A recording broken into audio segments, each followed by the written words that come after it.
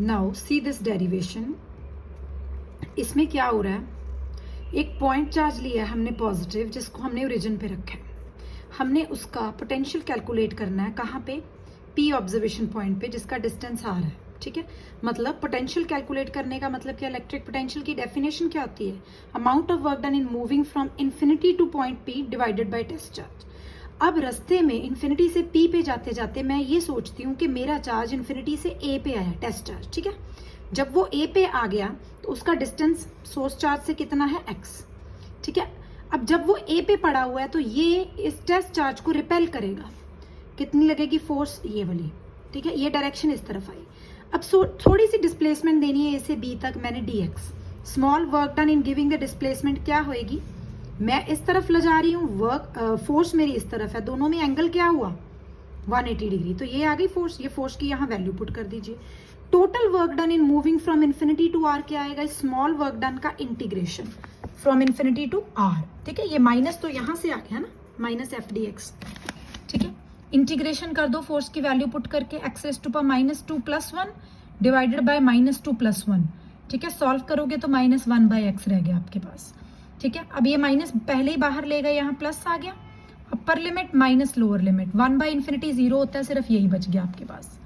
ठीक है, so this is your potential. क्या होता है, work done by test charge. This को मैंने टेस्ट चार्ज से डिवाइड किया, it is Q by are.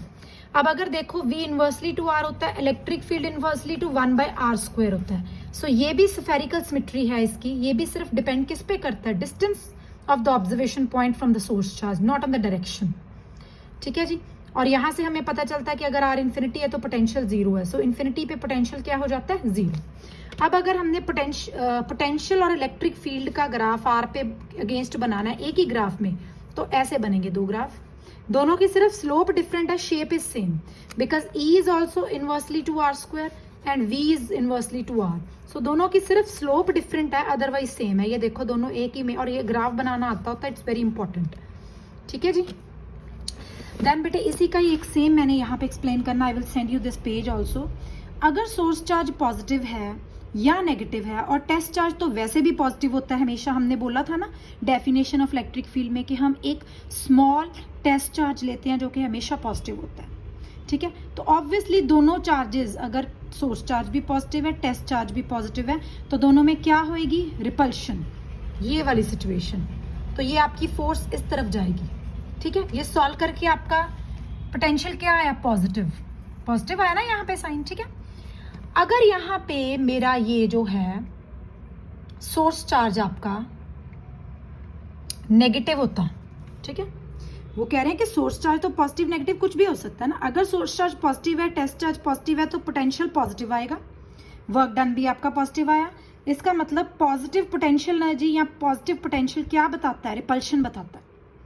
ठीक है, देन वी टॉक अबाउट अगर आपका सोर्स चार्ज नेगेटिव है, टेस्ट चार्ज तो फिर भी पॉजिटिव रहना। ठीक है, अगर ये नेगेटिव हो गया, टेस्ट चार्ज तो मेरा वैसे भी पॉजिटिव है, फिर क्या होना, ये फोर्स इस तरफ की जगह इस तरफ लगेगी, यहाँ F और dx में एंगल क्या हो जाएगा, फिर बोलो plus.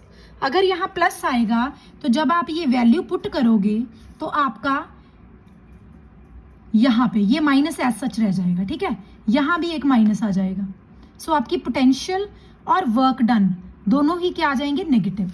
So if your work done या पोटेंशियल एनर्जी या पोटेंशियल नेगेटिव है, तो वो क्या बताता है कि दोनों चार्ज ऑपोजिट साइन किया, और क्या है आपका अट्रैक्शन बताता है वो। अगर पोटेंशियल एनर्जी नेगेटिव है तो अट्रैक्शन, अगर पोटेंशियल एनर्जी पॉजिटिव है तो रिपल्शन। ये याद रखना आपने।